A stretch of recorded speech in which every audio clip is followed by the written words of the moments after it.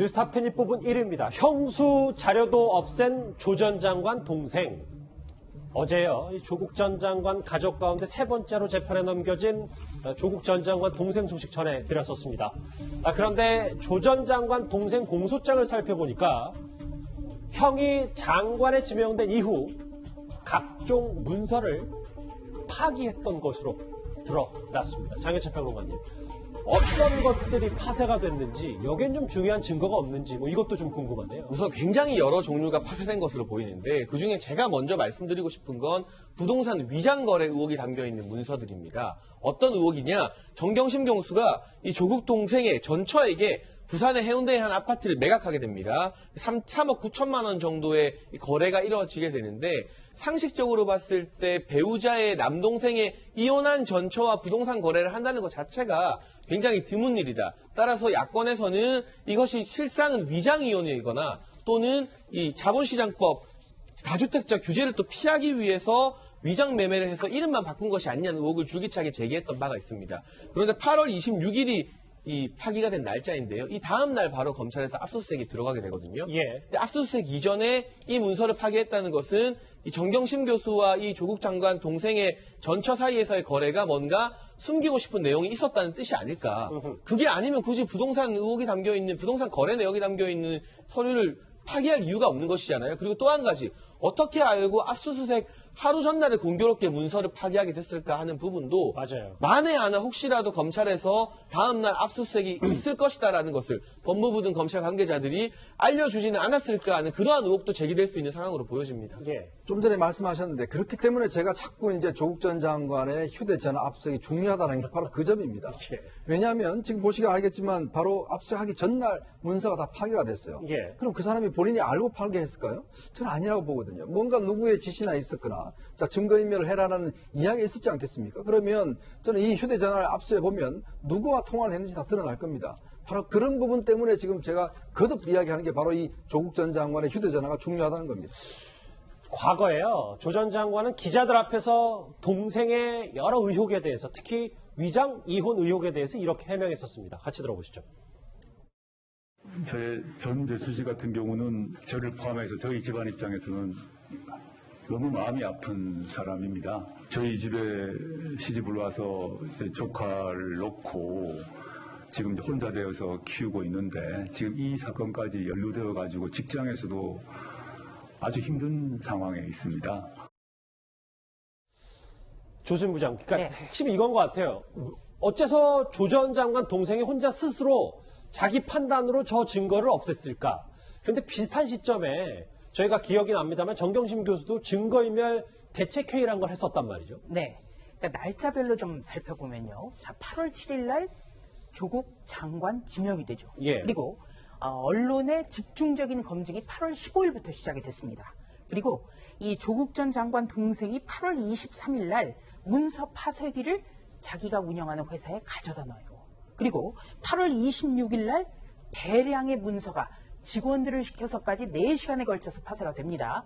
8월 27일 날 30여 곳에 대한 전격적인 동시다발적 압수수색이 벌어지는데 바로 이 시점에 정경심 교수, 부인 정경심 교수는 이인걸 변호사, 그러니까 조국 민정수석 시절의 특감 반장이었죠. 이인걸 변호사 등과 함께 대책회의를 연 것이 언론에 또 포착이 됐습니다. 그러니까 비슷한 시점에 이런 것이 있을 거라는 대비가 어느 정도 논의가 이루어졌을 것이다.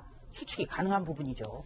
저는 근데 그 예전에 이제 검사할 때 수사해본 경험에 의하면 사실 순전히 추측입니다만은 8월 27일 날 대대적인 압수수색에 들어가는데 그 전날 새벽에 이렇게 가져와서 문서 파쇄기로 중요한 문서를 없앴다는 거는 압수수색 사실을 알고 있었다고 봐야 됩니다. 4시간 전에 파쇄를 했다는 그렇습니다. 건. 그렇다고 새벽에 특히 했거든요. 그렇다고 한다면 이건 누군가가 정보를 흘려준 거라고 봐야죠. 그래서 앞으로 수사를 통해서 이 검찰 압수수색이 왜 그런가 하면 전국적으로 다 나갔잖아요. 그럼 그중에 누군가가 흘려줬을 가능성이 매우 높은 걸로 보입니다. 잠시만요. 정보를 흘려줬다면 그럼 누가 흘려줬겠습니까? 수사팀이 많으니까 그중에 누군가가 이 조국 전 장관 측으로 흘렸을 가능성이 있습니다. 그러니까 동생이 흘려줬다기보다는 조국 전 장관 측에 흘려줬겠죠. 네, 그것 뭐 그럴 가능성도 있겠습니다만 상식적으로 봐도 압수수색은 그 당시로서는 예고된 것이나 다름이 없었습니다.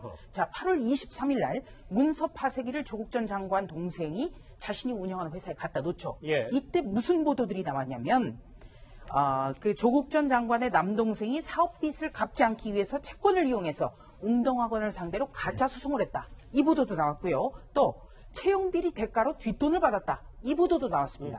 그리고 이 조 씨 아내에게 정경심 교수가 매각한 부산 해운대 아파트가 실질적으로 소유주는 조 전 장관 부인일 것이다. 이런 보도가 맞아요. 계속 기억납니다. 나왔고요. 예. 그리고 이제 남은 것은 검찰이 압수수색을 할 것 같다. 이런 보도까지도 나왔어요. 그렇기 때문에 충분히 예견된 것. 그리고 이 조국 전 장관 부인이 이인걸 변호사를 자신의 변호인으로 선임해서 대책회의를 가진 것까지 확인이 됐기 때문에 예. 어떻게 보면 압수수색은 정보가 없더라도 이거는 너무나 당연한 수순이었습니다. 자, 조 전 장관 동생의 공소장을 좀 보니까 첫 번째 크게 이렇게 형수의 정경심 교수의 자료도 없앤 이 증거인멸 정황이 나왔다면 두 번째는 바로 이 부분입니다. 청문회 준비단도 속인 수상한 언론 플레이. 조 전 장관 동생이요, 윤정현 의원님. 네. 보니까 이 공범들, 채용 비리했을 때 공범들한테 가짜로 확인서까지 받아오도록 했다. 그러니까 부분이 이 조국 장관 동생분이 보통 분이 아니에요. 보니까 한 행태가 보니까. 왜냐하면 이제 두 사람에 대해서 사실은 1억 3천만 원, 뭐 9천만 원 해서 교사를 채용한 게 있지 않습니까? 그 채용하는 과정 속에서 이제 그걸 소개시켜준 공범들이 있어요. 이미 이제 그 두 명 구속돼 있죠. 예. 자, 이 두 명이 이제 그런 언론에 나가니까, 자, 그런 본인들 그 언론사에도 이야기를 해서 이 사실이 아니다. 이런 것들에 대한 확인서를 일단 받아서 이걸 어떤 면에서 언론 모든 사실을 이제 부정하라는 것이죠. 자, 그런 자료를 확보를 해서 이걸 이제 인사청문회 준비단에다가 줍니다. 즉 뭐냐면 이제 언론의 보도가 사실이 아니다는 것이거든요.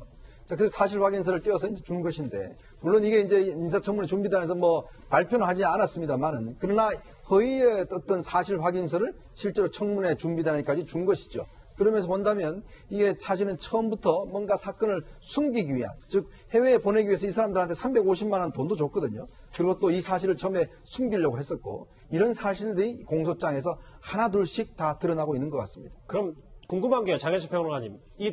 그러니까 조 전 장관 동생이 공범들을 시켜서 가짜 확인서에서 청문회 준비단에 보냈고 이걸 조 전 장관이 기자들 앞에서나 청문회 때 썼던 건데 조 전 장관이 동생이 이렇게 가짜 확인서 지시한 것 전혀 몰랐을까요? 그래서 본인은 몰랐다고 하고 동생 같은 경우도 스스로 지시 내린 것이 아니라 공범들이 먼저 만들어주겠다.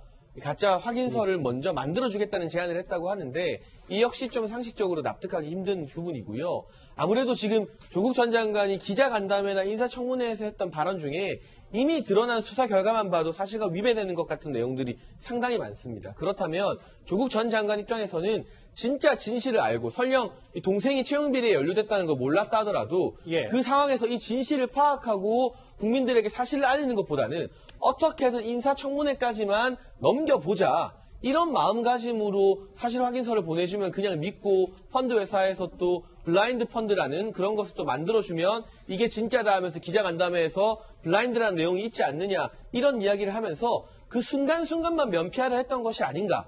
그런 태도가 결국에는 더 큰 독이 되어서 검찰 수사 과정에서 결국 조국 전 장관이 기자간담회와 인사청문회에서 했던 발언들이 전부 다 자승자박으로 저는 발목을 잡게 됐다고 보거든요. 예. 거기에 대해서는 저희도 이 뉴스탑10 방송하면서 기자간담회나 인사청문회에서 너무 많은 말을 한 것이 오히려 앞으로 진행되는 검찰 수사에서는 좀 위험해질 여지가 있다는 말씀을 여러 차례 드린 바 있습니다. 그대로 진행되고 있는 것 같고요. 이러한 사실 확인서를 받았을 때 내가 지금 장관으로 되고 안 되고가 중요한 게 아니라 이게 진짜인지 동생이 정말 이런 비리에 가담했는지 알아보는 게 책임지는 고위공직자의 자세였는데 조국 전 장관은 그것보다는 일단 들어오는 해명이고 국민들을 조금이라도 납득시킬 수 있다면 무조건 발표하고 보자. 아니라고 하고 보자. 이런 태도로 일관했다는 점이 대단히 많이 아쉽습니다. 예. 그러니까 이 대목에서도 다시 한번 좀 짚어볼 게 가장 불쌍한 분들, 청문회 준비단 검사들입니다. 그러니까 웅동학원 채용비리 의혹이 언론에 보도되자 이를 덮으려고 조국 전 장관 동생은 공범들에게 가짜 확인서를 받아가지고 이를 형한테 전달을 하죠. 맞아요. 또 형은 검사들한테 전달해서 검사들로 하여금 어떻게 보면 합당한 언론의 의혹 제기를 덮으려 했어요. 그리고 청문회 준비단 검사들은 어떻게 보면은 정의를 위해서 불의와 싸워야 되는데 검사들이 조국 전 장관을 변호하는 처지가 됐어요. 청문회 준비단 소속의 한 검사가요. 제게 문자 메시지를 보내왔습니다. 자신이 기구한 운명에 처했다고 생각한다. 네. 조 전 장관 측 변호하려다 편들다가 바보가 된 셈이네요. 그러면 어쨌든 가짜 확인서를 받고 믿어버린 거죠. 변호하다가 검사로서의 본령에 어긋나는 행위들을 많이 하는 것이죠. 알겠습니다. 자, 이 조 전 장관 동생 공소장을 좀 하나하나 뜯어보니까 저희가 예상했던 것보다 훨씬 뭐 증거인멸 정황이라든지 혹은 가짜 사실 확인서를 청문회 준비단에 의도적으로 제출한 거 아닌가라는 좀 무거운 의심이 드는 부분이 참 많은데요. 그런데 이 구속 상태로 재판을 받게 된 조국 전 장관 동생이 법원에 병보석을 청구하는 방안을 검토하고 있는 것으로 알려졌습니다.